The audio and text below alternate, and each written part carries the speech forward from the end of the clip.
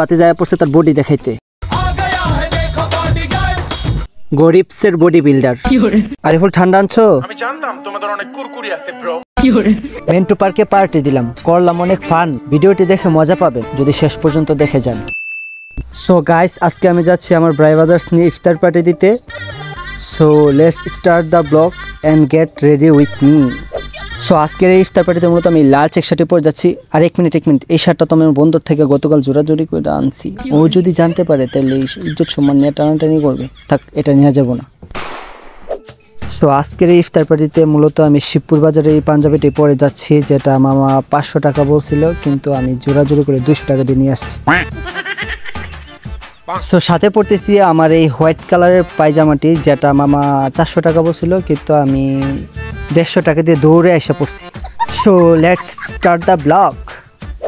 এই যে ঘড়িটা দেখতেছেন, যেটা কেনার পর থেকে ব্যাটারি নষ্ট, আর এমনিতে ঘড়ির সময় এবং কাটার যেটার কোনোটাই আমি বুঝি না। তারপর এটা আমি স্টাইলের জন্য পরে থাকি। তো এখন আমি সম্পূর্ণ রেডি, চলেন আপনাদের বাইরে নিয়ে যাই।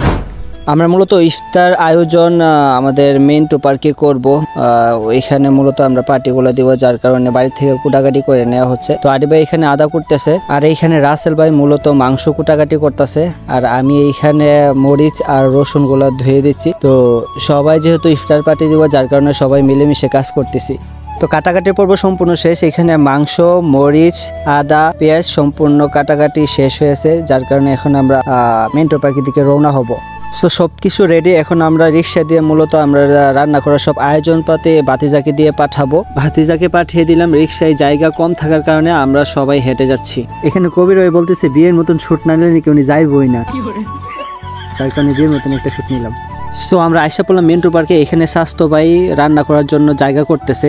সো গাইস, ভাতিজার পেছনে দৌড়াচ্ছি, কারণ ও রোজা রাখে নাই, যার কারণে প্রমাণ স্বরূপ নেওয়ার জন্য আমি ওর পিছনে দৌড়াচ্ছি। क्या सोच है रे तेरी, मानना पड़ेगा। এই যে দেখেন, কলা খায় যে খুশাটা ফালাইছে, আপনারা তো দেখছেনই। আমি সফল। ধন্যবাদ স্যার। এইখানে কবির ভাই টমেটো কাটাকাটি করতেছে, আর এই দিকে ভাতিজার চোখ পড়ছে আমার ক্যামেরার দিকে। তার মানে বুঝতেছেন? আপনারা বুঝতে বুঝতে ভাতিজা পড়ছে তার বডি দেখাইতে। গরিবসের বডি বিল্ডার। তো রান্না করার জন্য আমরা এখানে জিরাগুলো গরম করে নিচ্ছি। রান্না করার কাজ অলরেডি শুরু হয়ে গেছে। তেল আর ডালটা গরম করে নিচ্ছে স্বাস্থ্য ভাই। আর এখানে ছোট ভাই আর ভাতিজা R15 নিয়ে ছবি তুলতেছে। তো স্বাস্থ্য ভাই পাতির মধ্যে মশলাগুলো ঢেলে দিচ্ছে। না আঙ্কেল থাক, আপনার কষ্ট করার দরকার নেই, আমার স্বাস্থ্য ভাই ঢেলে দিচ্ছে। তো এখানে ডালাডালি হচ্ছে, কিন্তু মূল কথা হচ্ছে যে লবণ আনতে মনে নাই, যার কারণে আমি লবণ আনতে যাচ্ছি। আর রাস্তা দেখেন কতটা স্মুথ, ক্যামেরাটা পর্যন্ত ধরে রাখতে পারতেছি না। লবণ নিয়ে ফেলছি। আমি আসরের নামাজ পড়বো, যার কারণে ছোট ভাইয়ের কাছে লবণটা দিয়ে দিলাম আসরের নামাজের পর।